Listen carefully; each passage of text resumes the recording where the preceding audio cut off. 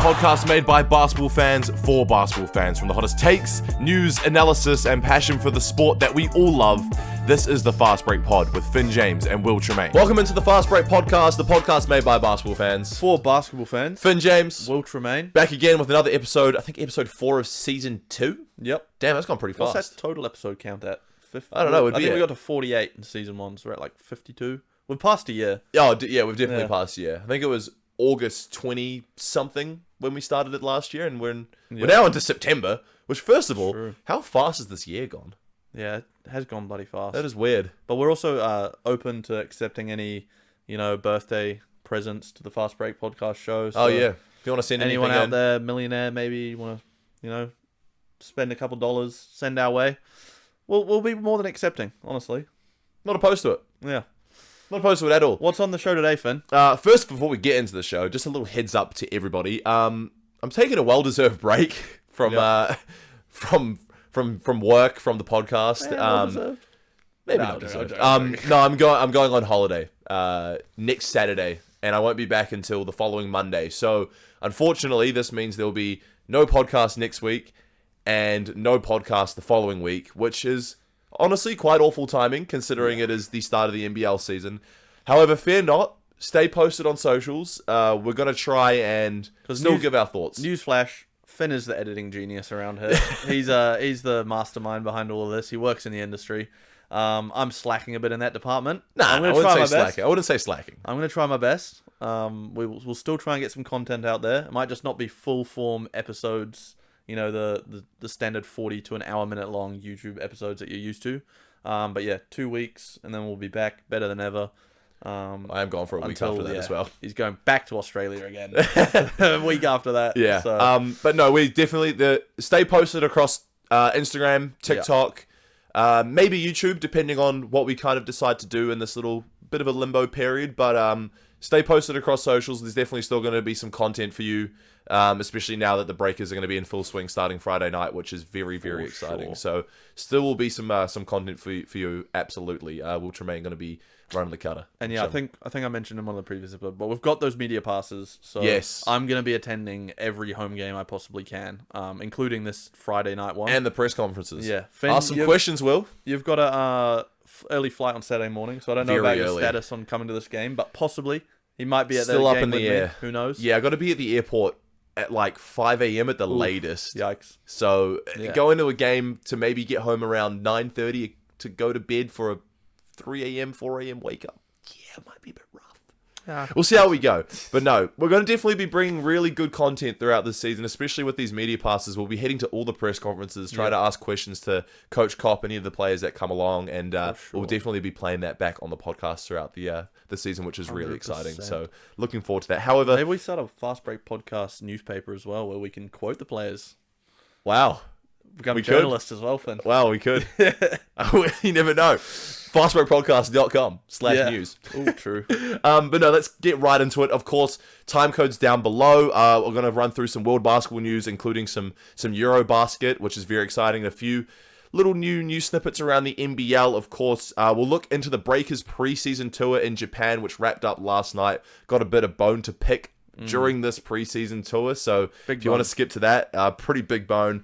We'll look at NBL round 1 preview, of course, now that Thursday night, I think, is the first game of the season, so really looking forward to that. We're going to be giving our awards predictions heading into NBL 26, so that's all the awards that will be going in, so very much looking forward to that. Of course, your poll results from last week, which I'm very excited for, and we'll end the show, of course, with a poll for the following episode as well, so stay tuned for that. But like I said, any time codes down below, feel free to skip wherever, but we'll start with some world basketball news, Will. Yeah, so the EuroBasket semi-finals have wrapped up.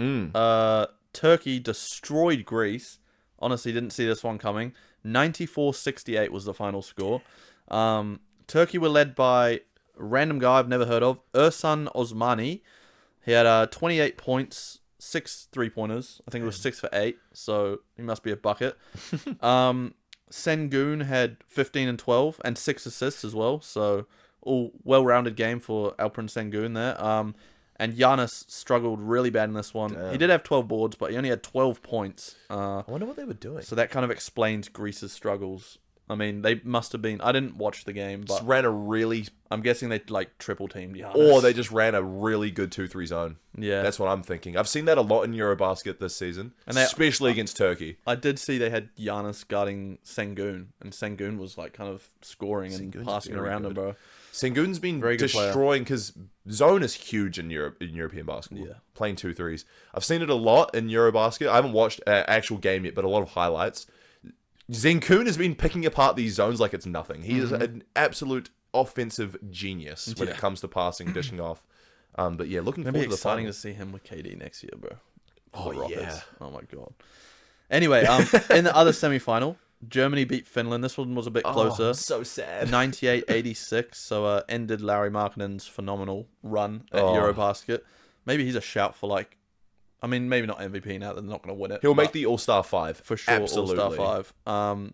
He actually had kind of a poor performance in this one though. He had 16 points, but bad efficiency. He was 6 for 17 from the field, 2 for 9 from 3. So not the worst. For Germany, Franz Wagner had an inefficient 22. But Dennis Schroder led the way for them. 26 points, 12 assists. Dennis Schroder, just absolute demon on the international stage, bro.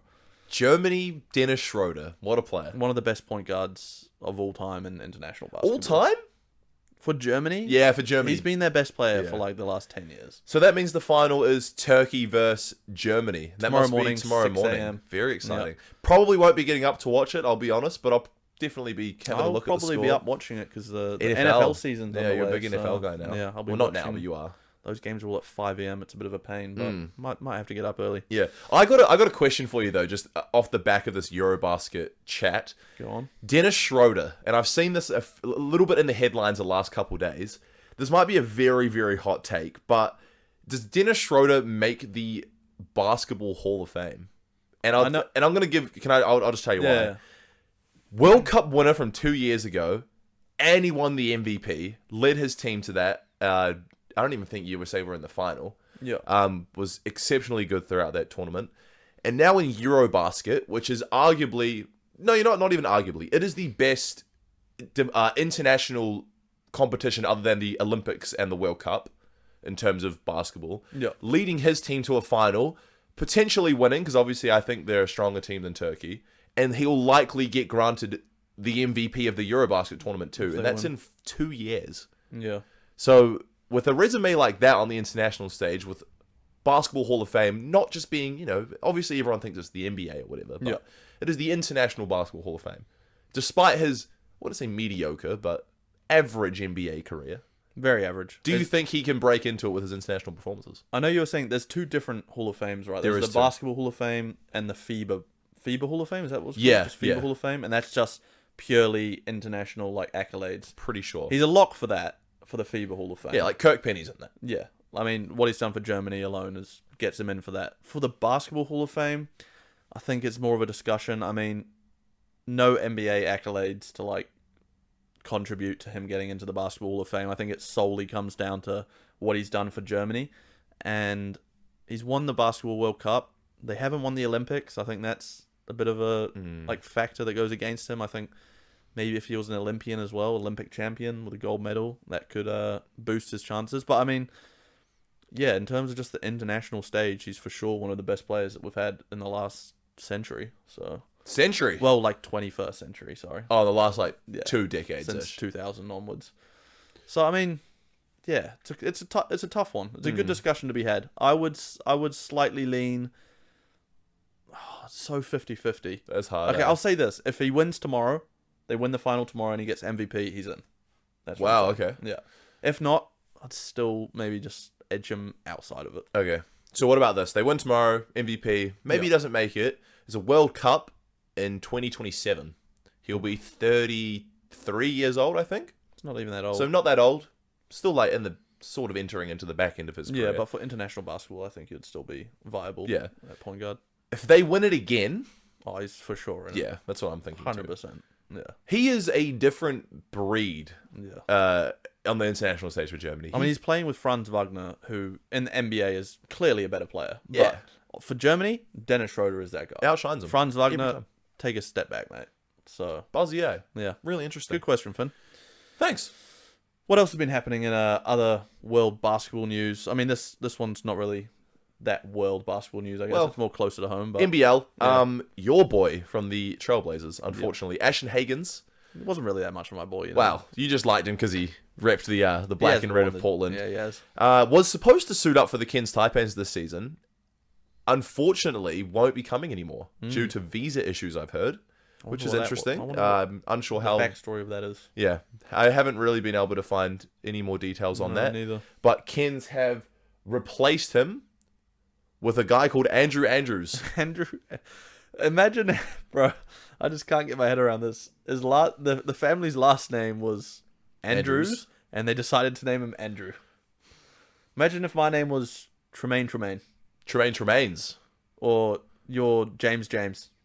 So that would actually sound more likely because, geez, yeah. So he'll be joining the Cairns Taipan. So this must have been on the top of their mind, considering they did it so quickly after Hagans basically was ruled out for the season. I think it was less than a day they had somebody as a backup. However, this is the Cairns Taipan's point guard we're talking about, and I'm a little bit skeptical on this pickup. And Cairns might be dropping down my rankings a little bit. Skeptical's being generous, Finn. Like, maybe this guy's going to prove us wrong and be a really good player, but I feel as if this is just a last minute, we desperately need someone. Grab this guy. Starts he in looks a few days. Teat, bro. He's a point guard who averaged 2 assists in the Lithuanian league. So I put it in perspective. Just playing Lithuania, as you said. PJC was in Lithuania. PJC only averaged, must have been 14 or 15 minutes, maybe a bit less. Andrew Andrews averaged over 20-something minutes. I think it was 23 minutes. Okay. PJC averaged more assists than the bloke. Yeah. And his turnover conversion as well. I think he averaged 2.7 assists, maybe less, and 2.1 turnovers in Lithuania. Oh my god, that's terrible.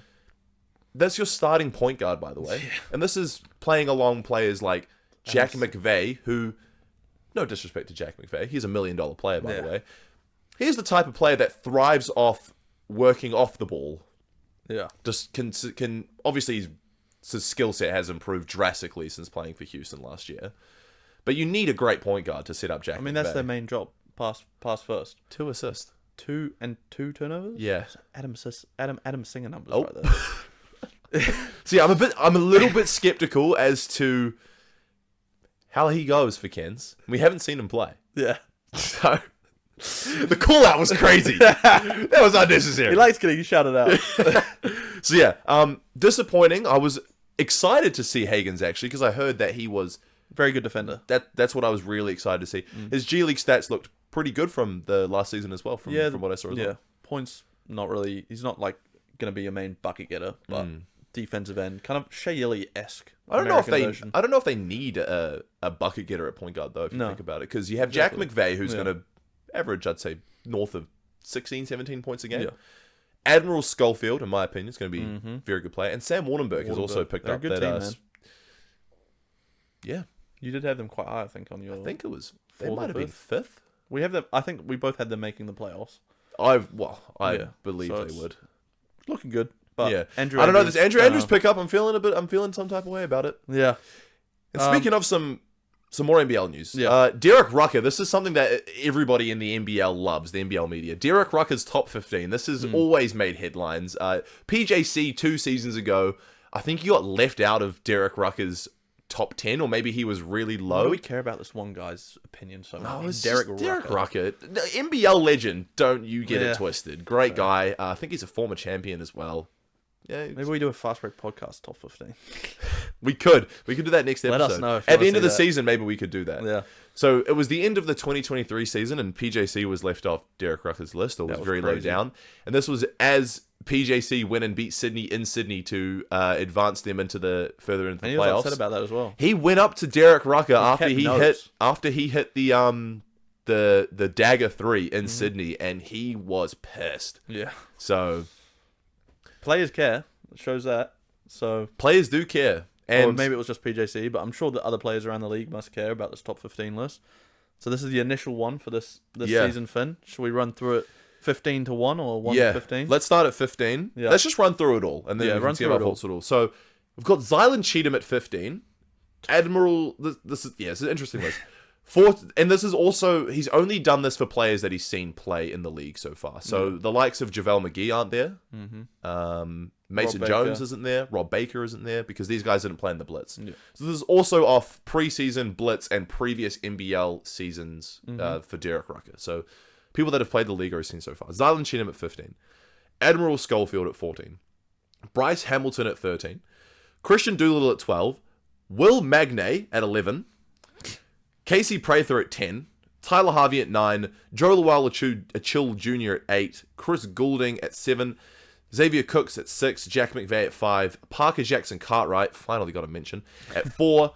Montrezl Harrell at 3. Kendrick Davis at 2. And of course, probably unanimously across most lists, Bryce Cotton at number 1. First thing that jumps out to me is the Adelaide Glaze is crazy. 3 Adelaide players is 3 nuts. Montrez and Bryce, I think they're both top 50. Obviously, Bryce is I reckon number 1. Montrez is top 5. Yeah, Montrez and Bryce both make sense, but Zylan Cheatham at 15, don't know about that one. I'm unsure. I don't think he's a top 15 It's player. hard as well, because when he was on the Breakers 2 seasons ago, he got a stress fracture in his foot, and he missed a considerable amount of games. And, I mean, he was okay in the Blitz. Yeah. Nothing to be... He's a third option. Realistically, from what I've seen already, Isaiah Brockington should be in there over Zylan Cheatham. Yeah, for sure. He was the Blitz MVP.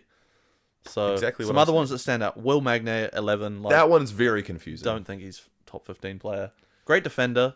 Great centerpiece. Probably one of we'll the talk about best- him again later as well. Yeah, he'd be one of the better rim protectors. Probably one of the best rim protectors in the league. Yeah. But Plays a part in my award prediction. Top 11 player in the league. Somebody that struggles to stay on the court as well, may I add, Will. Yeah. Struggles Also, a lot with injury. Chris Goulding at 7.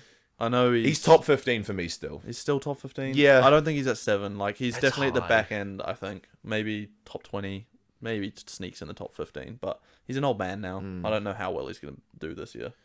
I mean, we say this every year, but look what he did last season. Yeah. I think he had a 46-point game at one point. Yeah. He really broke the Breakers' hearts. I think it was in New Plymouth last year as well. Palmerston North hit that crazy game winner over us. It's an interesting list. It'll be It is. interesting to see like what happens throughout the season. Where This will change he a releases lot. them during the, like how often during the season?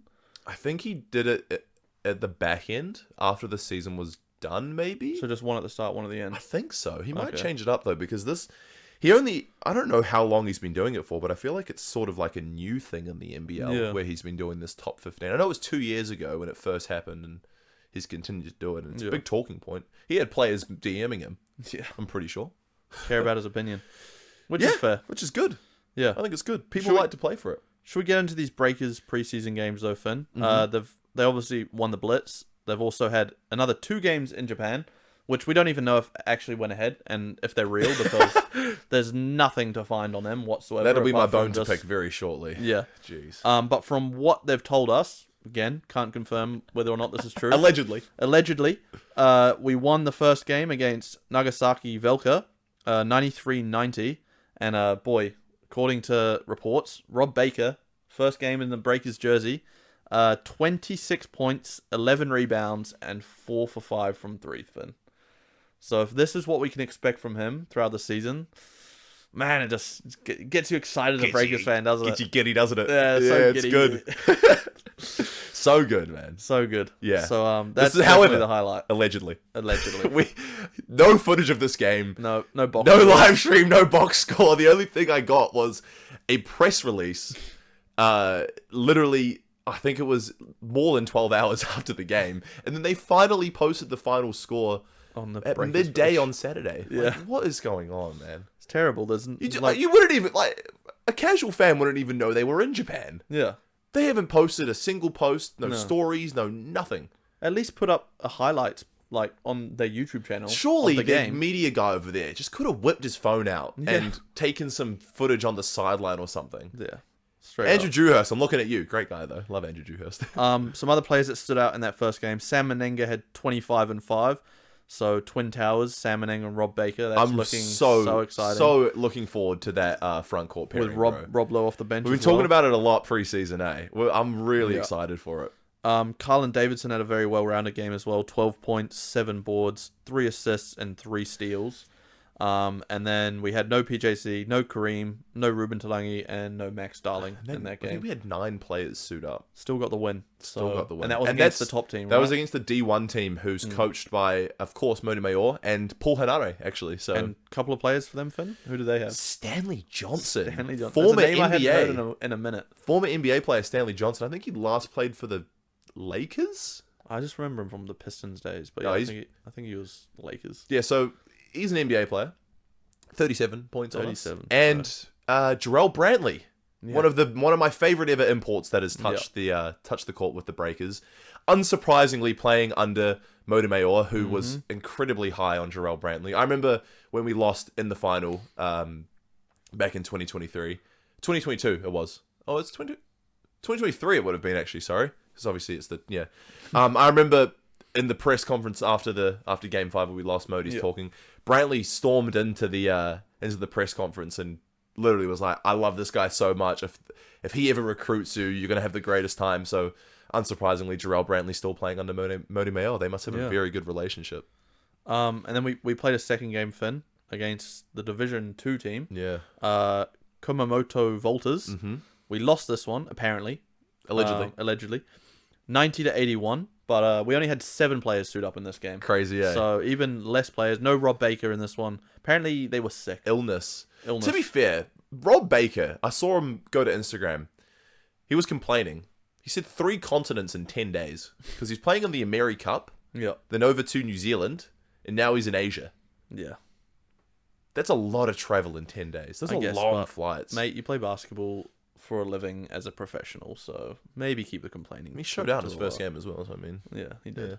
But no, everyone's got sick or hurt or whatever, but hopefully everyone's okay come Friday, because realistically, that's only 6 days. There's not even any, box scores of who No. played well in this game. No, that's we have what I no mean. clue. No, I don't. You know what's surprising me about all of this? No mention of Isaiah Brockington at all. No. Other than a photo. I don't know how good he played, which is, I mean, I don't know if it's I concerning. don't know anything other than we got 81 points, so I wonder where those points came from, because we only had 7 players. Mate, Someone must have had a good game. The guys on the score bench just put up 81 and called it a night. Yeah. They weren't doing the box score or anything. It's It was crazy. Glory. It was run by Glory League, mate.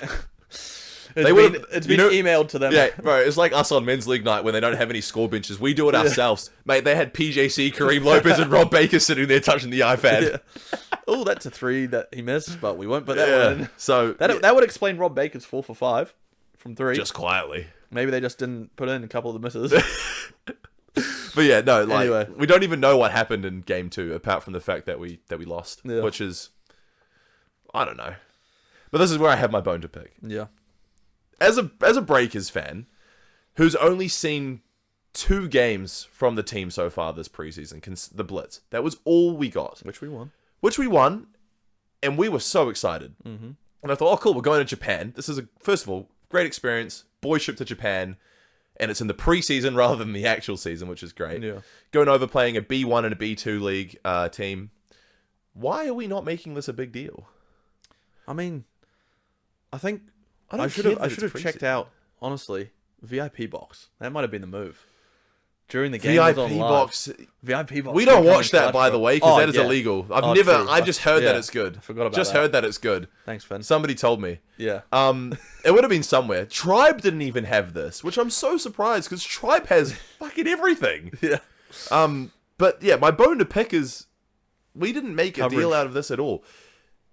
If you were a casual NBL fan or a Breakers fan, you probably wouldn't have really even known that they were going over. There was the one release that came out shortly after it was announced, and then realistically radio silence. The only thing I saw was a Instagram story from Sam Meninga in Japan, which you could tell because there was cool cars around and stuff. So you could tell they were over there. But nothing before the game. Not a single Instagram story post with them warming up, with them in the locker room, with them doing anything. The game wasn't live streamed. From what I heard from the press releases, the Nagasaki Velka game had a pretty good crowd as well. So, there was interest around this game. It must not have been only, televised in Japan. This is what I mean. Sure. Not only as New Zealand Breakers fans, but Japanese fans were going to watch this game too. Yeah. And whether this is... See, the thing is, I could be shitting on the Breakers coverage and media here, but to be fair, this might not be their fault. there might be some sort of rules around them going over to Japan and not being able to televise or at least live stream these games on YouTube or something. Yeah. So it might not be their fault, but the fact that they have complete control over Instagram, over Facebook or whatever, I think they were just incredibly slack and personally not good enough for a professional sporting organization. Yeah, fair. I agree with you. It's sad because I would have liked to watch those games, especially Rob Baker with that incredible first game performance. Yeah. Very unfortunate, but nonetheless, happy they got one win. What else can we do about it? We can't do anything. Round one preview is coming up, Finn. This week, we got Thursday night game. Melbourne, I think, are playing Thursday night, starting off the season against Tasmania, I believe. Yeah. And then, of course, Breakers playing the Bullets Friday night, Spark Arena. Hopefully, it's going to be a sellout. Amazing atmosphere for the home opener. Looking forward to it. And hopefully everyone's healthy. I want to see starting lineup of PJC, Brockington, Kareem, Sam Menenga, and Rob Baker. If I don't get those 5 players, I'm going to be mad already. Okay? But I'm nervous. Kareem's got that back, niggle. He does. I know he's training, and I know PJC is struggling with this rib injury, but apparently he's training too. They didn't play him in both games in Just Japan. to be cautious, I guess. What's a preseason game? It's not. Yeah. I'm nervous. We're the favourites on the bookies. We are on the bookies, and I do think we're going to get the win. Obviously, I wouldn't be an optimist if I said anything otherwise. But no, I think it's gonna be a close game, and I think we're gonna pull away in the fourth. That's my prediction, and I think we're gonna be led by. I think PJC is gonna be facilitating for most of the night. I don't think he's gonna have a big scoring output. I think we're gonna be led by Rob Baker. I think he's gonna be our top scorer. You're really high on him, aren't you? We'll get into that soon. But you haven't even seen him play a game yet. I haven't. You're still high on him though. I'm still high on him. How do you think we match up against Brisbane personally? I think we're deeper, honestly. Yeah? I think we're deeper than Brisbane. We went over their starting 5. They have a great starting 5, but their bench depth is where they're lacking. And I think that's where we're going to piece them apart. I mean, Tarangi's looked great coming off the bench. Taylor Britt, I've talked about him multiple times before. Yeah. Serviceable. So, yeah, I think we're just going to... We've got the crowd behind us. That's going to get us the win. Who are you putting on Javon Freeman Liberty first game? It's a hard one, eh? It's got to be Brockington. It's got to be Brockington. It's got to be Brockington. I think so too. PJC's too small. Yeah. Although, who's their 2 guard again? Well, they got Casey Prather as well. Yeah. He's going to be a matchup nightmare for Kareem, potentially. Who's PJC going to guard, though? That's the problem. He's, so small. He's got to guard their smallest player. And maybe Javon Freeman Liberty is their smallest player. Yeah, it's a good point. So you might have to put him on him. Yeah. Tyrell Harrison and Sam Menenga probably banging bodies down low. That's going to be an interesting one. Matchup. 2 Kiwi bigs going at it. I think, that'll be a great test for Sam Menenga because I feel as though Tyrell Harrison probably has the size and strength advantage on him for sure. Genuine 7-footer almost. Yeah, so. And he's looked phenomenal across all forms of basketball the last 2 years, year and a half.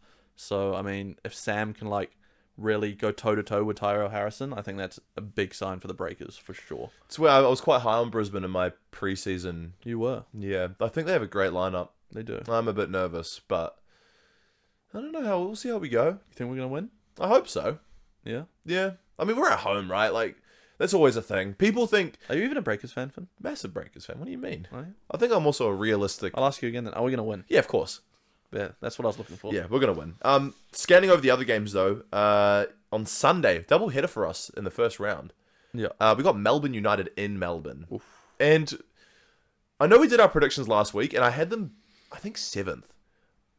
I actually might be wrong. Tyson Walker has looked phenomenal. Jesse Edwards, I think his name is. Mm-hmm. I said I don't know much about him. Done a bit of research. That guy looks pretty damn good. Yeah. I think this game in Melbourne's going to be an interesting one. I think I had them sneaking in the 6th, so I might be able to hold on to that. I can't really remember what I did last week though. Yeah. Can you even remember what you ate yesterday? Nope. Yeah, no, not really. Neither can I really. Yeah. I do know one thing. I had the Breakers finishing 2nd, and I'll stand on that. So. Yeah. Scanning over the other games throughout this round, though, anything that's standing out to you? Nothing really stands out. I mean, the fact that we're playing 2 games in 3 days. So is Melbourne. I think that's going to be a good early season test for us, especially considering one is at home on Friday, and then we're traveling over to Melbourne to play for a Sunday game. Probably the next day, yeah. So it's pretty non-stop, pretty get going for the first round of the NBL season. But I mean, it would be amazing if we could go 2-0 to start the NBL campaign. That would be huge. And as a 2-seed team, like I'm predicting they're gonna be, then probably they're gonna need to go 2-0. Yeah. And so I think they are gonna go 2-0. But I mean, Melbourne, they're gonna be a test. They got Delhi. No, sorry, they don't have Delhi. They've got Shea Illy. I don't know if he's playing. I'm really. If they do, that's the scariest part, bro. This Tyson Walker PJC matchup's going to be fucking nuts, bro. Two very small quick point guards going at it. It's gonna if be they very have fun. Shea Illy, bro, he's locking up PJC. Yeah. Well, he's back-to-back D-boy, man. Yeah, he's very locking exciting. up PJC. Something that I'm looking forward to in the first round. I'm really looking forward to see what Perth put out first game. Mason Jones, is he haven't seen anything. I'd assume he's here. Well, not here, but in Perth. Getting ready for the season opener. Yeah. And you know what? Before Mason Jones was signed, I could have had them at 10th. Mason Jones is there. Now that he's there, I'm really looking forward to seeing what Christian Doolittle and Dylan Windler can produce now that Bryce Cotton's gone. Obviously, they weren't in his shadow or anything, but Bryce Cotton is Bryce Cotton. You got to respect greatness, and his usage rate has to be high for your team to win. Does Christian Doolittle become the number one scoring option on Perth, or is Mason Jones taking that mantle? I don't know. It's hard to say, isn't it? I think that's a great duo, though. Like, for Perth. I think Mason Jones could be one of the MVP favourites, for sure. If he's as good as he was in the G League. Well, look at his stats from... Yeah. You don't win G League Finals MVP for no reason. And that's probably a slightly better league than the NBL. Yeah, probably. Slightly. Yeah. So, I mean, if he's the best player in that, he's probably going to be cooking it up in the NBL, for sure. Looking forward to seeing what Perth produce. Christian Doolittle very much impressed me in the semi-final series last year. Yeah. With Bryce Cotton gone, and I'd say he's being handed the keys to Perth this year. I think so. I think they trust him. Second season. You probably wouldn't want to give them straight to Mason Jones. Probably has to prove himself first. Doolittle has proved himself from last year. Yeah. I think I'm just really excited to see what they can produce. Dylan Windler, although he was a bit inconsistent last year, once again, I feel like he ended on a decent He can have a consistent year. He's a good piece, good import signing for Perth, for sure. I agree. And I think that's why we both had them in our top 6. Yeah, I'm looking forward to it. I think they're gonna be good. Looking forward to Tassie as well. Bryce Hamilton, very much impressing. I had them last though, so they could prove me wrong first round. Yep. So yeah, looking forward to first round. We got our award predictions though, Finn. We do. Should we get into our award predictions? We did our, obviously, rankings predictions where we think each team's going to finish last week. So go back and check that out if you haven't already. But yeah, this week, our award predictions. We've got 6th man, most improved player, defensive player of the year, next gen star. That's essentially like the rookie of the year in the NBA. Coach of the year, and of course, MVP. Should we go through these one at a time, Finn? Starting off with 6th man. Who do you have winning 6th man? I have Jalen Galloway from the Sydney Kings, and this is coming off a very, very impressive FIBA Asia Cup campaign from Jalen Galloway. Somebody who has struggled to shoot the ball from deep for a number of years now. However, in the FIBA Asia Cup, shot the lights out. Very athletic player, scores above the rim, was catching bodies all FIBA Asia Cup. Played a little bit over in America. I think he was on the Bucks roster, maybe in the summer, but then obviously got dropped in the end. Quite high on him. I think he's going to have a really good season. Yeah. Playing behind Bull Quall on Sydney this year. And I think he's going to win 6th man of the year, Will. I think he's going to prove a lot of people wrong. Not maybe wrong, but I think he's going to be a very important piece to the Sydney team. He's going to provide that spark off the bench, the scoring, the athleticism. Look, I think Jalen Galloway. I think Jalen Galloway wins 6th man of the year. I like it. I could see it potentially being a thing if it wasn't for Will's pick coming to fruition, which it will. No, I'm joking. But you never know. For me, I've kind of cheated here, and it's not the only one that I've cheated on. So Finn, you can call me out if you want. No, but, you can have it. For this one, I'm going Illawarra's backup point guard to win 6th man of the year, because Finn and I were talking about it. We're still unsure whether they're going to be starting Dave O'Hickey or Ja'Cory McLaughlin. So yeah, I've just put down there whoever's the backup, obviously coming off the bench. I think it's going to be Dave O'Hickey. So you think Ja'Cory's going to start? He's the import signing, and Dave O'Hickey was so good off the bench last year.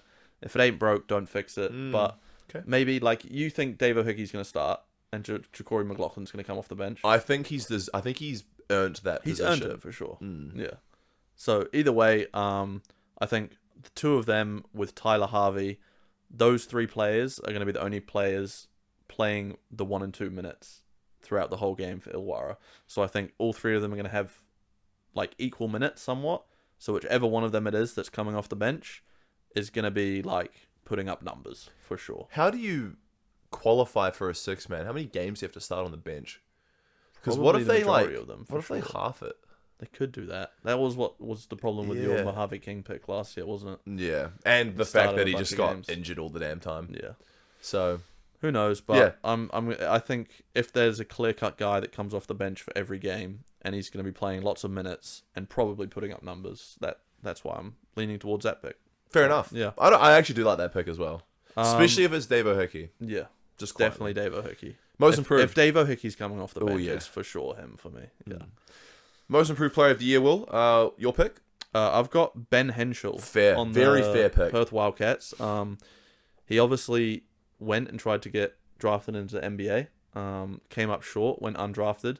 He's back with Perth. I think he's got a chip on his shoulder from what happened with that. 100%. He's also starting apparently, according to the depth charts. I think he will. I think he will. So he's going to have a bigger opportunity than he did last year. And obviously he's still a young guy. Still wants to make a point that he deserves to be in the NBA. So yeah, I think he's gonna put up numbers compared to what he did last season, and that's why I'm going with him for MIP. Very confident young man as well, Ben Henschel. Yes, he is. Thought he should have been a lottery pick. Jesus. Yeah. Too overconfident. But Good yeah, player. good player. Yeah, I think he's another one from Perth who I'm excited to see this Yeah, season. for sure. They're an exciting team, Perth, Yes. for sure. Yeah. The whole league's exciting, mate. Let's be honest here. My Who do you pick, who actually had a really good season last year, but I think he might take another leap. This is Sam Warnenberg from Cairns Taipans. He was great last year, though. I know. I think he takes another leap this year, genuinely. How do you take another leap? Don't know. I just think it's going to happen. Okay. He's been very impressive. I think over in Puerto Rico, was very good in Puerto Rico. When he suited up in the black singlet as well for FIBA Asia Cup qualifiers, I thought he was very good. The way he's probably one of the best shooters on Cairns this year, which is crazy at the center position. Defensively, he's great. Handles the ball really well for a 6'11" guy. I think he's just going to be taking another leap this year, despite having to share the court with Jack McVeigh, Admiral Schofield, Andrew Andrews, who might not pass in the ball. Andrew Andrews. And there's also another player on Cairns who could earn it as well. Cody Statman really impressed me in the NBL Blitz, but I think Sam Warnenberg, Yeah. I think he's going to really take another step this year. He's continued to grow every year. I think he's the captain of Cairns as well, because he's been there, I think this might be his 4th or 5th season going into NBL 26 for Cairns. Yeah.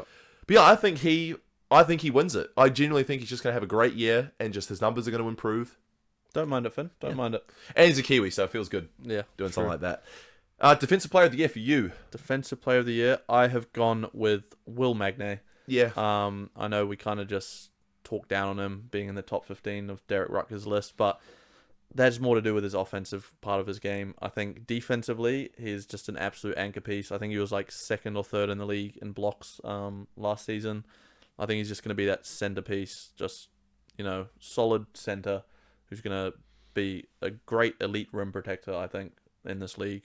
Probably, top 3 or 4 rim protector this upcoming season. And, that's why I have him as my depoy. Really depends. It really depends how often he plays as well, though. Yeah, I've he heard is injury prone. I've heard they're gonna give him what's the word? Not minutes minutes restriction. Yes, load management in a 33 game season. Yeah, That's crazy to me. I guess I'm just optimistic that He's the games healthy that he and does plays. play, he's gonna show out. My pick, I have JaVale McGee, which might sound McGee. crazy. 37-year-old, it's coming to Illawarra, who, arguably one of the best teams in the league. And despite JaVale McGee, who actually publicly came out and talked about this recently, the Shaq and a Fool stuff made the regular public of the NBA and basketball fans think this guy is bad at basketball. He's a 3-time NBA champ. Yeah, He's a good player. And he's athletic. He's Very tall. athletic. I think he's going to be an elite rim protector for Illawarra this year, and I think he's going to take the depoy. I genuinely do. I think he's going to come and really be that solid anchor piece. Yep. Sort of like what Will Magnay will be like for Tassie this year. I think it's gonna be a center, some center. That's whoever the best anchor piece is across probably the will league win it. is gonna win it because Unless Shea Ely, there's question marks. I was going to say, unless Shea Ely just comes in, 3 times in a row, back to back to back, like 3-peats the D point. Yeah. But the thing That's is, a we can't put very Shea possible. Ely here, just considering we're unsure how many minutes he'll play. If he Shea Ely plays the full season healthy and could. good minutes, he's winning it. I'm calling it. He's 3-peating. He's one head knock away from potentially being forced into retirement, which is so sad. Yeah. So sad. Obviously, mixed results in his NZNBL campaign. Didn't really see the court that much. That's because of the concussion. He's Still dealing with it. Yeah, unfortunate. Yeah, JaVale McGee for me. Next gen star. I think this is unanimous, and I don't even think this is going to be close. There's only one other person you could possibly pick, but even that's a reach. I think. Yeah, Kareem Lopez 100%. from the Breakers. If you're in NBL media and you're doing something like this, and you don't have Kareem Lopez as your next gen prediction, you're wrong. Yeah. Sorry, you're just wrong. Unless Dash Daniels just... Yeah. But That's the thing the is, guy we're talking about. You know what Kareem, Dash Daniels is obviously they're both going head to head this year. I think Kareem's projected 7th and Dash is projected 12th. So they're both projected lottery picks in the NBA draft. But I think Kareem Lopez's role is just a lot bigger. Huge. So, I mean, he's starting. Yeah. Dash isn't starting. Dash is coming off the bench, and it's his first season. Kareem's warmed up to this. He had last year to really fill into his body and learn the NBL game. Now he's going to come back and be a demon for the Breakers. This also is very dependent on his health status too, with this back niggle he's got. Makes me nervous. I've said this like 3 times on the podcast. He hasn't played yet though, so they've been cautious about it. Yeah, good. He's training with the team. Yeah, from what I've seen, it was he sustained it at that the next gen NBL Adidas camp in Europe that they had there with all those guys. He got it over there, which apparently played quite well at too. Yeah. Back injuries in basketball, I hate them. Yeah. I hope he's okay, but Kareem Lopez is just going to be so good. Yeah. He could be a genuine third option on our team this year. Yeah. Which is crazy to say considering the bloke's 18 years old. I mean, he's in the realm of possibly being the 4th option to the first option, dare I say. But he could be the best player on our team at the end of the season, depending on the development this kid has. I'll put this to you, Finn. If he's the best player on our team for the Breakers, where do you think he goes in the NBA draft? Could he even bump up to top 3 pick? Yeah, 100%. Look, LaMelo went second, okay? Yeah. Obviously, LaMelo Ball on the Illawarra Hawks, despite them being, I think, the worst team in the league in 2019, he was so exciting, so good. He had 2 triple doubles, had a crazy game winner as well that season. Went second. Yeah. And that was from an NBL performance. So teams are taking into consideration that these young kids are playing against grown men, former / current-ish NBA players that are trying to get back into the league. So as an 18-year-old who could show out hugely on a professional basketball team this year, I think teams are going to be watching him very closely. And if he produces really good numbers at an 18-year-old in a professional league, his stocks will rise 100%. For sure. Shall we move on to our Coach of the Year picks, Finn? Yeah. Who do you got winning Coach of the Year? I think Justin Tatum. I think he won it last year. Back to back, to be honest. I had Illawarra finishing 3rd, I think. No, second. Second. Had Illawarra finishing second. So you don't think Adelaide's coach would win it? You have them finishing 1st? I still it always usually goes to the coach that wins, right? Yeah. Could go to Mike Wells and them. But is it really the coach's fault at Adelaide for them being good? They had Bryce Cotter. Yeah. And potentially a 3rd/4th import coming their way. Justin Tatum is the best. I think it's going to be Justin Tatum again. He's the best coach in this league. He's the best coach in this league, but I've gone a different route for my Coach of the Year pick. I've got to double down and stay true to what I said last week. The Breakers, I have them finishing the 2nd seed. And I think if they finish the 2nd seed, from jumping up from where they finished last year, it's got to be Pateri Koponen. That's the biggest jump. I have Illawarra finishing 1.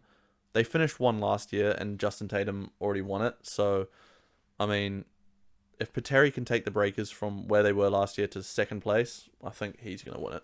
And I think it's going to be close between them and Illawarra at the top as well.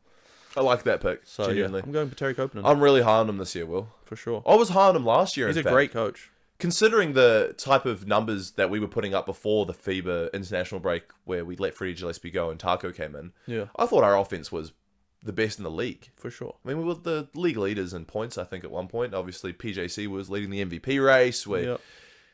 And that is obviously due to PJC being, arguably a top 5 player in this league. But Yeah. Petteri Koponen drew up and created that offense to cater towards the roster, which was a fast, high shooting volume, fun, electric Breakers team last year, which honestly took a full 180 when Taco came in, considering they had a 7'6" giant to man the middle. Yeah, for So sure.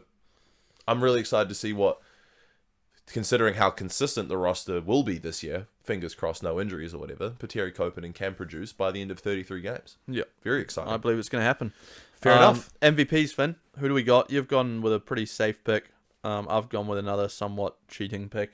I'll let you guys decide that one. But who do you got? Bryce Cotton.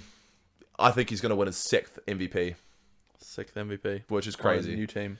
On a new team. And after he wins his 6th MVP, he is going to be solidified as the greatest player of all time in NBA history. I think Andrew Gaze is still giving him a run for his money.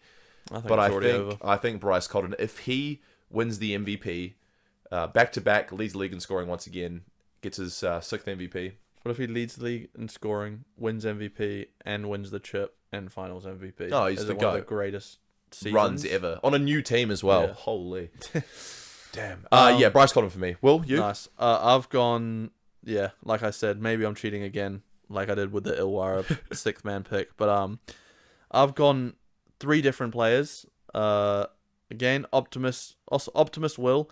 I've gone either Rob Baker, Isaiah Brockington, or PJC. One of the 3 Breakers imports. Are we allowing this? Are we allowing this? Whichever one of those 3 is the best player on the Breakers. Like I said, I have them finishing as the 2nd seed. Illawarra are going to be my 1 seed, but I think their players are going to be more well-rounded. That's fair. So I don't think they're going to have a standout MVP candidate. Whereas the Breakers, I think one of these 3 imports is going to really take that step above the others as our leading guy, our leading contributor, and our MVP candidate who's going to win it all. Wow. So, cool. First of all, it's cheating. Second of all, I love it, though. I love it. Yeah. And you know what's funny? Like, any one of those 3 imports on our team could be the best player this year. And if I had to choose, okay. Choose one of them. Yeah, you know what? I'll give you the fact that you have 3. Yeah. But yeah, pick one. Okay. Pick one. If you had to. I'm going way out on a limb here. PJC would obviously be the safe pick because we know what he's done. But I'm going to say Rob Baker II is my pick out of those 3 to win MVP. If what was true in that Japan game, 26, 14, and 4 for 5 from 3, if that's true, and what he did in the G League for the Pacers, putting up like 29, yeah. I'm going to say Rob Baker comes in and is just a world-class player and is our main scoring option for the Breakers, and I think he's going to win it. Rob Baker II for MVP. You heard it here first. Yep. Will hasn't even watched him play in a Breakers jersey yet. Nope, I haven't. I haven't had that We privilege yet. allegedly know his scores from the Nagasaki Valka game. Allegedly. It's going to look all that much better when he does win it, and we're going to come back and be like, hey, you know what? Will saw that coming without even watching him play. Wow. Anyway, poll results from last week, Finn. Let's wrap up the episode. I have to concede that you won. You won the poll. 60% to 40% across all platforms. About where our Breakers predictions were, 2nd or 6th. So most people obviously voted for you. They're all exposed now as not true Breakers fans. And nah, I'm joking, guys. Very valid. But close. Thoughts on that poll? Not surprised. Not surprised that I won at all. Do you want to do a winner's speech or anything? No. No. Just looking forward to the season. Fair. I don't want us to finish 6th. Obviously, I want us to finish 2nd. Yeah. But I think as a realistic fan of this league, which I made pretty evident in our poll from last week, that I think there are some good teams. Yeah. Fair. There are some good teams. Should we get into some comments from the poll though? Oh yes. These are quite funny. This is from TikTok. Give me a break, guys. This is from a Rajon Rondo fan.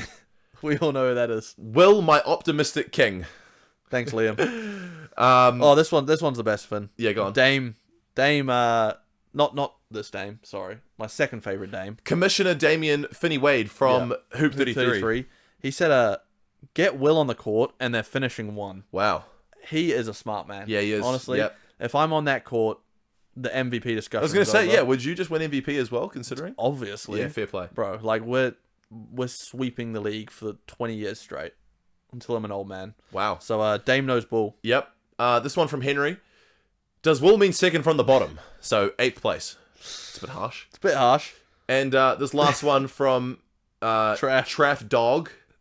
Who's that guy? Who's this guy, bro? Will also said the Rockets would be the 14th seed last season, and look what happened. Yeah, he's never going to let that one down. No, is he's he? not.